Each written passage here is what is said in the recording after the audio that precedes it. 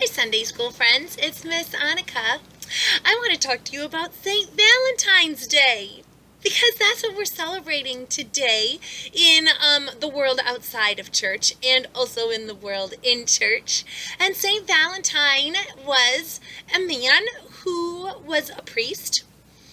He also performed weddings for Roman soldiers when it wasn't really allowed for them to have weddings because the Roman government thought that the soldiers should only pay attention to their soldiering duties and they shouldn't have any time or any desire to have families.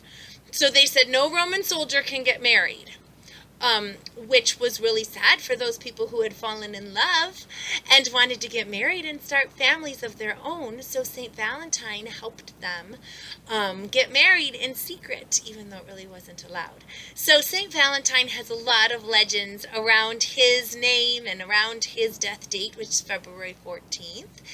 And those are the kinds of stories, the legends that turn into something like a holiday as big as St. Valentine's Day. But we need to remember, get back to the very beginning about where all that love came from. And of course it's God. And of course it's God's love through Jesus. So I want to read you a little bit of a story that is a love letter to us from God. This is from a book that's a series of books actually called Love Letters from God. And this one is from an Easter one. There's Love Letters from God for girls. And there's Love Letters from God Bible stories. And there's Love Letters from God Christmas edition. I'm going to read out of the Easter edition because this one really talks about what we're talking about this week in church. What love looks like. From John 13, verses 1 through 17. The disciples were excited. Jesus had invited them to a secret supper, but they'd been walking through the dusty streets of Jerusalem all day. By the time they reached the special room, their feet would be filthy. Thank goodness a servant would be there to wash their feet for them. They didn't want to have dirty feet at dinner time. They were going to eat with a king, Jesus. But a surprise was waiting for the disciples. When they arrived at the room, there was no servant there. Jesus was kneeling on the floor.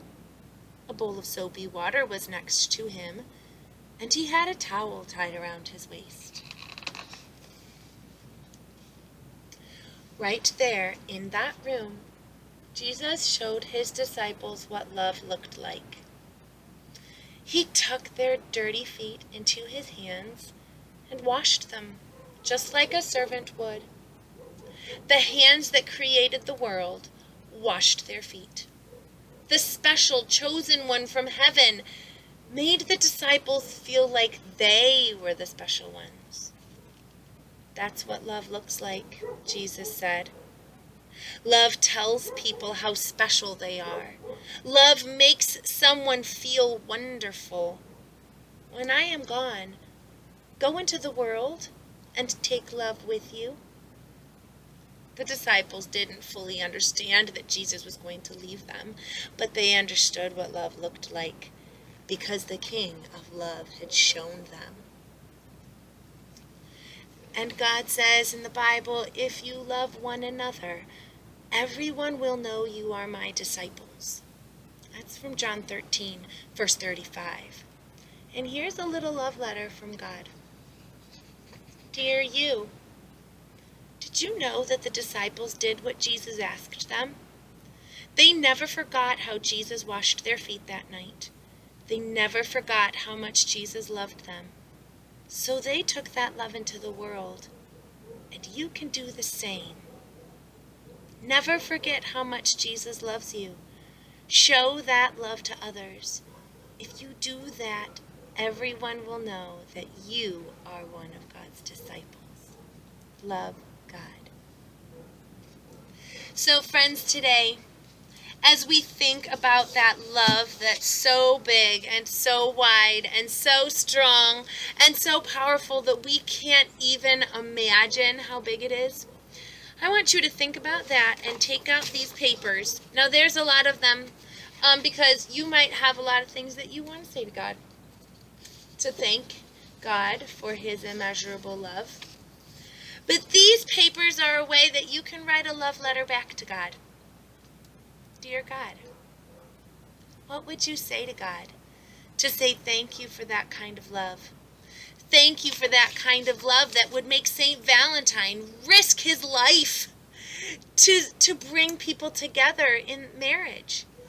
What would that kind of love, how big must that love be that he would send his son to die for us? How big must that love be that we've been given all of these gifts without us having to ask, without us having to pay anything? We were just gifted them, that we can now share them with the world. That's a pretty big love. And here's your chance to say thank you. So have fun writing a love letter to God on this St. Valentine's Day. Bye, friends.